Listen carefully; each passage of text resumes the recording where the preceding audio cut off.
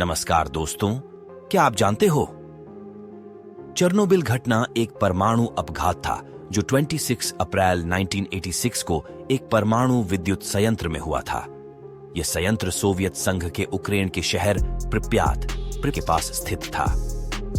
इस घटना के कारण एक बड़ी रेडिएशन और परमाणु विक्षोभ हुआ, जिससे विद्युत संयंत्र के काम करने वाले कर्मचारियों की मौत हो गई और बहुत से लोग रेडिएशन से प्रभावित हुए।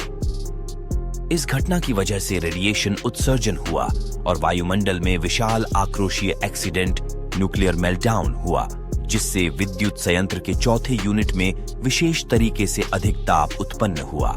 यह ताप विक्षोभ को उत्पन्न करने के कारण बना, जिससे विद्युत संयंत्र का भी विक्षोभ हुआ और इसके परिणाम स्वरूप विद्युत संयंत्र के पाठक प्रतियोगिता के विक्षोभ के साथ धरातल में एक भयानक विक्षोभ हुआ। यह अपघात विद्युत संयंत्र में बड़े स्तर पर रेडिएशन का स्रोत बन गया और विद्युत संयंत्र के काम करने वाले कर्मचारियों को तुरंत ही रेडिएशन से प्रभावित हो गया। इसके अलावा विद्युत संयंत्र के छठे और तीसरे यूनिट के कर्मचारियों को भी रेडिएशन से प्रभावित किया गया। चेरनोबिल घटना के बाद बड़े पैमाने पर विद्युत संयंत्रों की सुरक्षा में सुधार करने के लिए कई कदम उठाए गए। यह अपघात दुनिया के इतिहास में सबसे भयानक परमाणु अपघातों में से एक था और इसके प्रभाव को आज भी महसूस किया जा रहा है। विस्फोट का कारण विद्युत स्टेशन में चल रहे विद्युतीकरण प्रयोग का असफल हो जाना था। प्रयोग के दौरान एक सीरियस नियंत्रण की समस्या हो गई और विद्युतीकरण की स्थिति संतुलित नहीं रही। इसके परिणाम स्वरूप रिएक्टर के चालक अंश में विद्युतीकरण की तीव्रता में अतिक्रमण हो गया, जिससे रिएक्टर असंतुलित हो गया और विद्युत विस्फोट का होने लगा।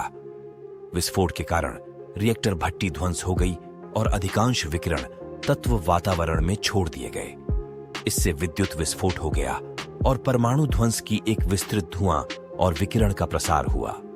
इस भयानक विस्फोट के कारण चेरनोबिल और परिसर के आसपास के क्षेत्रों में बड़ी संख्या में लोग विकसित बीमारियों और कैंसर के शिकार हुए। विस्फोट के परिणाम स्वरूप एक बड़े क्षेत्र को एक्सक्लूजन जोन घोषित किया गया, जिसमें मानव नहीं जा सकते थे और इस क्षेत्र को अभी भी विकसित करने में समय लग रहा है।